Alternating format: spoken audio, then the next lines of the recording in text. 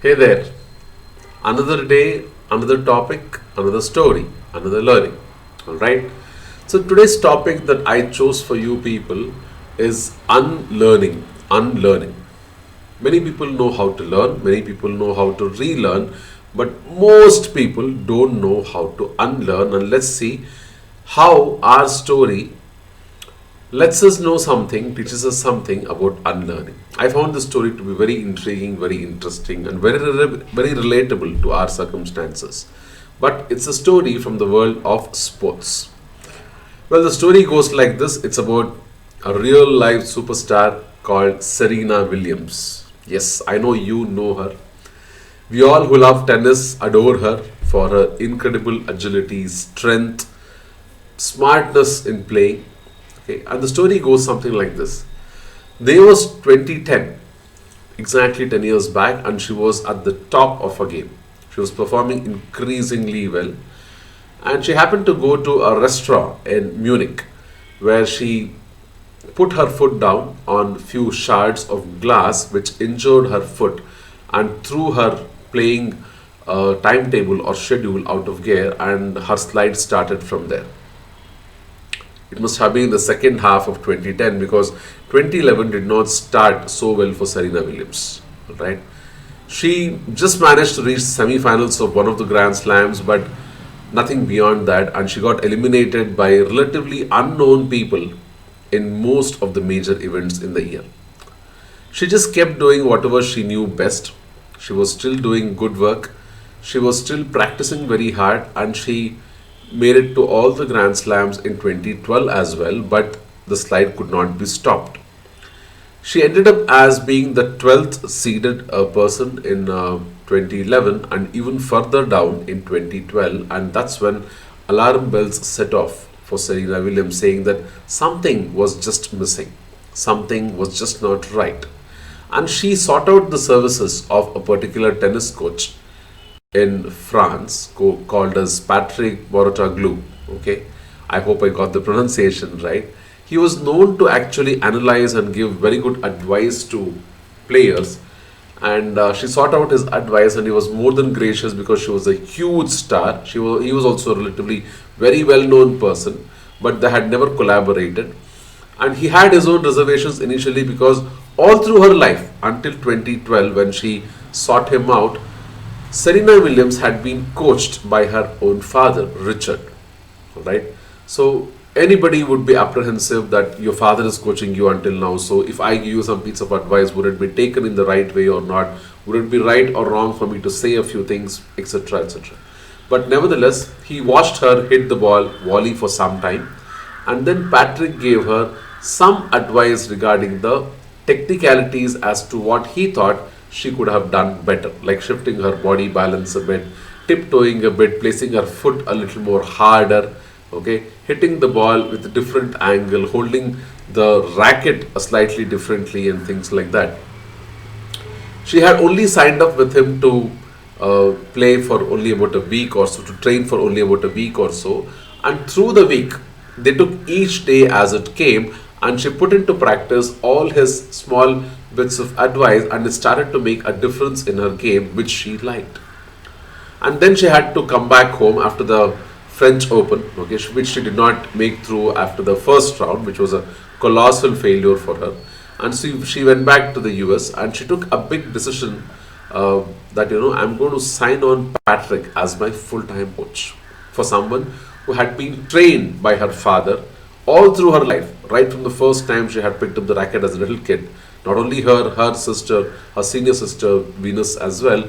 This was a huge change, and most people were just waiting to see where she'll slip so that they can call her out, make fun of her, mock her, and things like that. Because that's what happens when big names fall.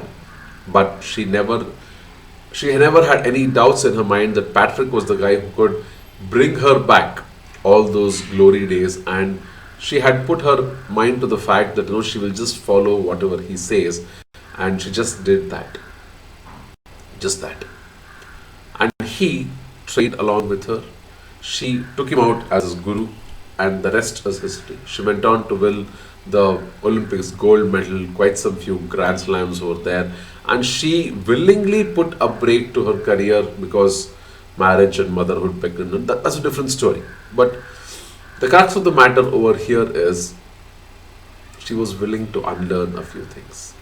She was willing to look at things with a different view angle. She was willing to listen to somebody even after tasting success, and success which was huge by any standards in sports. By any standards in sports.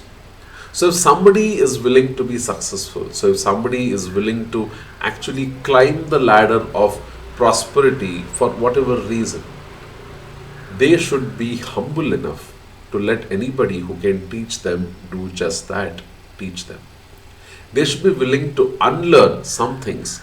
It might not be entirely palatable or welcome or sweet. Initially, it might be very harsh. You might have to unlearn a whole lot of things that you have put your hard fought sweat, money, everything inside that, and time as well. But it's worth the effort if you believe in the fact that you're going to unlearn it. And the other person who's coaching you or guiding you through that also believes that this is in your best interest. Unlearning takes a lot more than putting your physical and mental capacities, and it's more of a holistic approach. It's more of a holistic approach. Exactly what Patrick did with Serena. It was not only the physical part of the game, but how you approach the game. What is your attitude towards the game? How do you win? How do you lose, more importantly? He brought more grace into her game. She was a more gracious loser past that. Winning and losing is a part of life, whether it's a tennis match or routine part of life. We need to understand that we don't win all the time, we do lose some.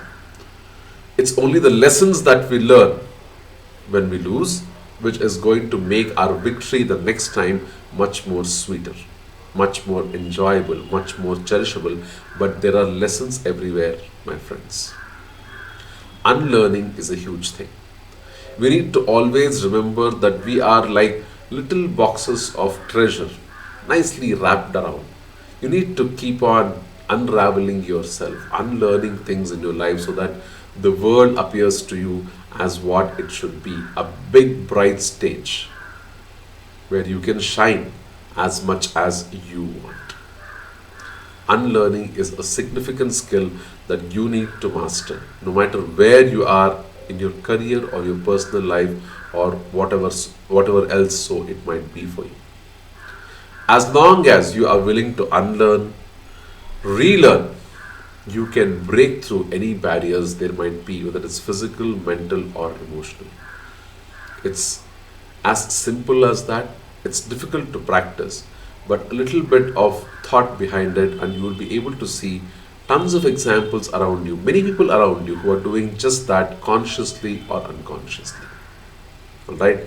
I hope that this pandemic time of COVID-19 has given you enough time to reflect upon your own life, your career, your personal life, and you've had the opportunity to identify those chinks, those knickknacks which you need to unravel, unlearn a bit, probably soothe it over by some better relearning at points so that your life, personally and professionally, gets off on a much more stronger footing as you step into Jan 2021.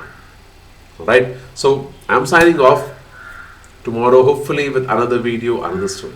Until then, keep thinking about what I just said. Put down whatever your thoughts might be in the comment section, and I'll be eager to read it out. Thank you so much. Bye bye.